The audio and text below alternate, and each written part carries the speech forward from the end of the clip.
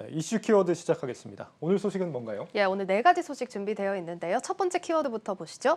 413일 만에 연락선 복원입니다. 네. 이 청와대가 그간 단절이 됐던 남북 간 통신 연락선을 복원한다는 소식 전해졌습니다.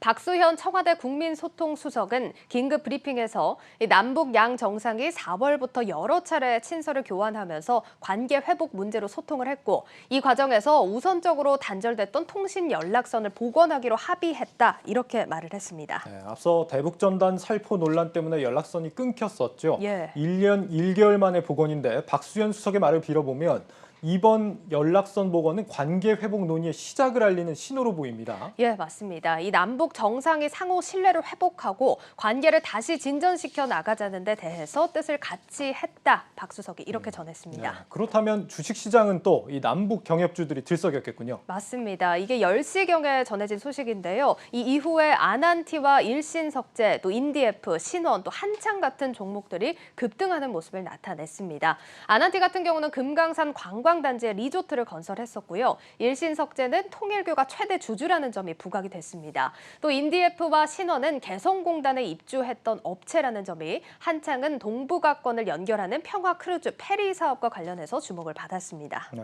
그간 경협 얘기가 끝없이 있어 왔지만 남북 관계가 좋았다 나빴다를 반복하면서 경협 사업도 진척도가 그렇게 높지만은 않았습니다. 경협 관련주들 투자에 있어서는 조금 더 신중하시는 게 좋겠습니다. 다음 소식은 뭘까요? 다음 키워드 보시죠. 부동산 대국민 담화 예고입니다. 저희가 금요일 방송에서도 이제 세종시 주재기자 연결해서 이 관련 소식 한번 들어본 적이 있는데요. 네. 이 홍남기 경제부총리가 내일 부동산 대국민 담화를 하겠다고 밝혔습니다.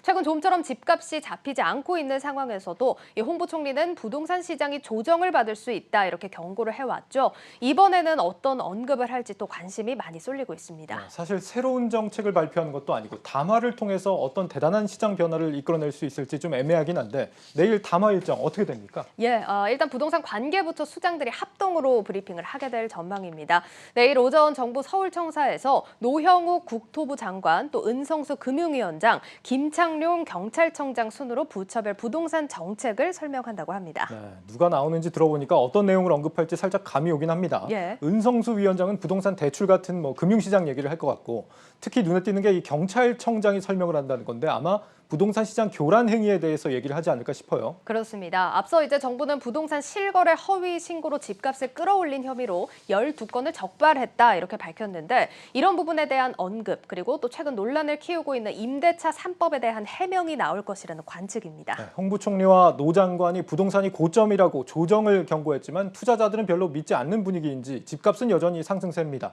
이런 상황에서 집값 과열의 원인으로 또다시 자전거래 문제를 들고 나온다면 국민들이 상당히 실망하지 않을까 싶습니다. 다음 소식은 뭘까요? 다음 키워드 함께 보시죠. 스타벅스 품은 신세계입니다. 이 예. 신세계가 스타벅스 커피 코리아의 최대 주주가 됐습니다. 신세계 이마트가 오늘 이런 내용을 공시했는데 스타벅스 본사가 보유 중이던 스타벅스 커피 코리아의 지분 50% 전량을 싱가포르 투자청과 함께 인수해서 국내 판매 권한을 독점하게 됐습니다. 계약 후에 이마트가 67.5%, 또 싱가포르 투자청이 32.5%를 각각 보유하게 됩니다. 이마트에게 그간 투자 자산 중 하나던 스타벅스를 결국 이 자회사로 넣게 된 셈입니다. 이마트의 이번 인수로 어떤 시너지가 기대가 될까요? 예, 우선 신세계백화점 그리고 이마트와 연계를 해서 스타벅스의 굿즈를 판매하고 마케팅을 함께 진행하는 시너지가 예상됩니다. 네. 이미 지난 5월부터 스타벅스와 SSG 랜더스 야구단의 협업 유니폼을 선보였고요. 신세계가 보유한 호텔 브랜드에서 스타벅스 음료를 제공하는 이벤트도 진행을 한 바 있습니다. 이 밖에도 신세계는 앞으로 스타벅스 코리아의 상장에 대한 가능성도 열어놨습니다. 우리나라에서 스타벅스는 연 매출만 2조 원에 이른다고 하죠. 주주에 대한 배당도 최근 연 600억에 달했다고 하는데 이것만으로도 상당한 인수 효과가 있겠다 싶습니다.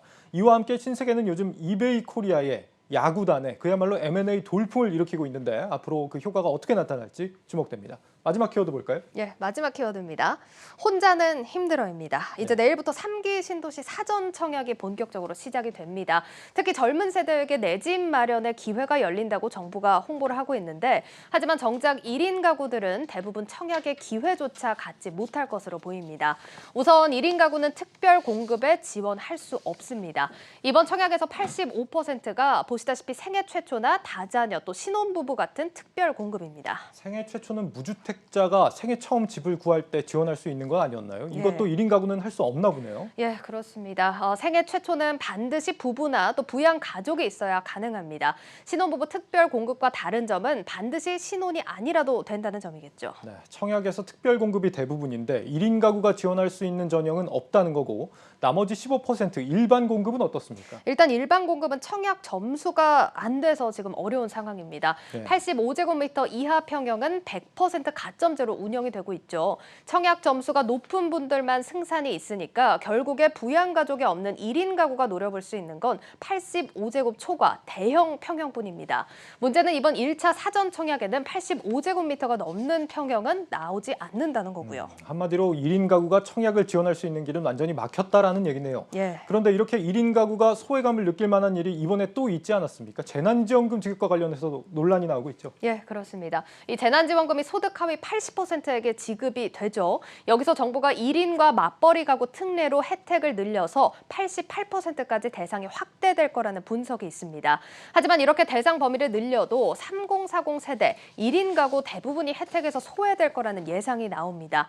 1인 가구는 연소득 5천만 원 이하에게 지급하기로 했는데 소득은 높지만 재산은 없는 이른바 흑수저 1인 직장인들은 대상에서 제외가 되고요. 반대로 소득이 낮지만 자산이 많은 금수저 가구들은 혜택을 보는 역차별을 지적하는 목소리가 나오고 있습니다. 1인 가구를 이렇게 혜택에서 제외하는 건 아무래도 출산율 때문이겠죠. 그렇지만 고작 이 청약 지원 기회 그리고 재난지원금 25만 원을 받겠다고 험난한 결혼의 여정을 선택하는 사람은 아마 없을 겁니다. 이슈 키워드였습니다.